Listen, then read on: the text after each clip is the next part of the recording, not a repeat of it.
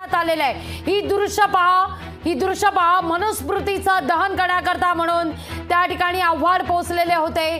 पण उत्साहाच्या भरात आव्हाडांनी काय केलं तर मनुस्मृतीवर लिहिलेला त्या दोस्तों आप देख रहे हैं नया इनकलाब टीवी न्यूज।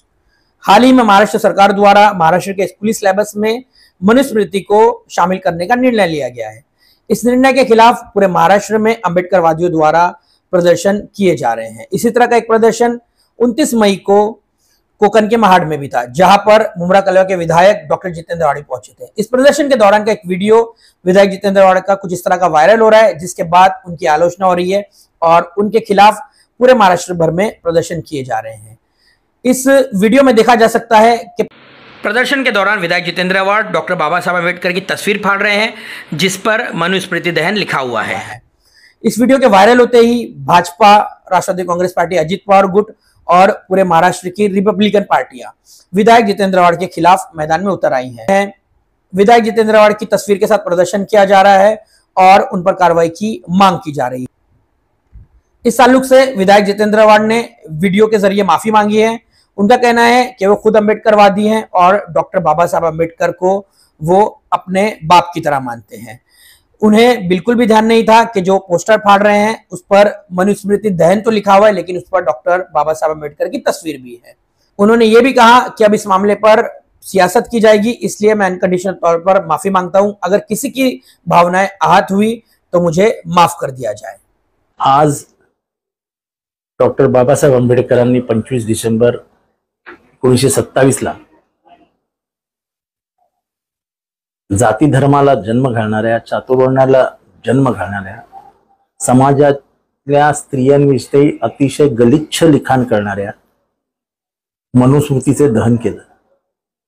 त्या मनुस्मृतीच्या काही श्लोकांचा समावेश महाराष्ट्राच्या पाठ्यपुस्तकामध्ये करण्याचा निर्णय घेण्यात आला आणि त्याचं अधिकृतरित्या समर्थन श्री केसरकर शिक्षण मंत्री यांनी केलं।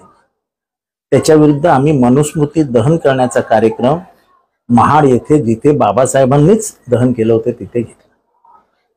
हे करत असताना रागाच्या भरात अनावधानाने माझ्याकडनं आणि काही कार्यकर्त्यांकडनं मनुस्मृतीवरती दिलेलं दिसल्यामुळे पोस्टर फाडण्यात आलं, ज्याच्यावरती बाबासाहेबांचा फोटो होता। हे आम्ही मुळीच मुद्दामून केलं नाही। रागाच्या भरात, मनुस्मृतीवरतील रागाच्या भरात हे सगळं घडलं आणि मी त्याबद्दल उघडपणाने माफी मागतोय। मी त्याच्यात उघडपणाने म्हटलं आहे की मी लीन होऊन, नतमस्तक होऊन ह्या प्रकरणाबद्दल कार्यकर्त्यांकडनं माझ्याकडनं झालेल्या चुकीबद्दल माफी मागतो। आणि खरोखरच मला वाईट वाटलं, कारण का बाबासाहेबांना आयुष्यभर बाप मानणारा मी माणूस आहे। मी कुठल्याही प्रकरणात बोलत असताना जय भीम शिवाय भाषण संपत नाही। मी कुठल्याही भाषणात किंवा कधीही बोलताना बाबासाहेब हे माझे बाप आहेत असं म्हटल्याशिवाय थांबत नाही। मला कधीही काही वाटत नाही त्यांना बाप म्हणत असताना। त्या बापाचं पोस्टर माझ्या हातनं फाडलं जाणं किंवा त्यांचा फोटो फाडला गेले की नाही हे मला माहित नाही आहे, पण तरीही जे काय झालं असेल मला अत्यंत वेदनादायी आहे। त्याबद्दल मी माफी मागितलेली आहे, माफी मागतोय आणि माफी मागत राहील। माझ्या हातनं चूक झालेली आहे। ह्याच्याबद्दल जे काय राजकारण चालू आहे ते चालू आहे, त्याच्याबद्दल मला काहीच बोलायचं नाही। म्हणजे राजकारण करतायत, दुर्दैवाने ते मनूबद्दल बोलतच नाहीत। त्यामुळे त्यांना आंबेडकरांबद्दल किती प्रेम आहे, डॉक्टर बाबासाहेबांबद्दल, तेच दिसून आलं। माझ्या हातनं हे घडलं ती चुकच आहे, पण मी बाबासाहेबांचा सन्मान करण्यासाठी महाडला आलो होतो। मनुस्मृती जाळली आम्ही, ते बाबासाहेबांना अभिप्रेत आहे ते केलं आम्ही। त्याच्यात करता करता करता एक चूक झाली।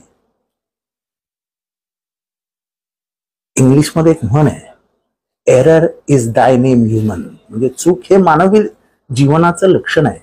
मी चूकच करणार नाही तर मी देव। माझ्यातून चूक झाली, त्याबद्दल मी मनापासून क्षमा मागितलेली। आता ज्यांना राजकारण करायचं असेल त्याला करू द्या, त्याच्यात मला काही फरक पडत नाही। तुम्ही मला मनुस्मृती जाळण्यापासून रोखू शकत नाही। पुढच्या आठवड्यात परत एकदा मनुस्मृती जाळली जाईल।